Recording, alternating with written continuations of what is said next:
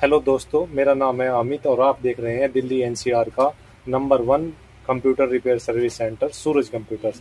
आज हमारे पास में एचपी का ये स्पेक्ट्रा एक लैपटॉप आया है जिसमें कि वाटर डैमेज होने की वजह से ये पूरा ख़राब हो गया था। यहाँ पर आप इसका मदरबोर्ड ये देख सकते हैं। तो इसका ये शॉर्ट सर्किट हो गया था, इसमें पानी गिरने की वजह से ये लैपटॉप ख़राब हो गया था। इसका मदरबोर्ड अभी हमने रिपेयर किया है और रिपेयर करने के बाद में अभी हमने चेक किया तो इसमें डिस्प्ले अब आ चुका है। अभी आपको दिखाते हैं कि इसको कैसे ये चल रहा है।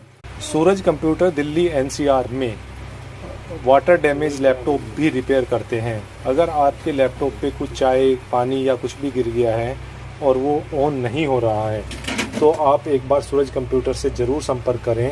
हम इस तरह के सारे लैपटॉप को रिपेयर कर देते हैं। धन्यवाद।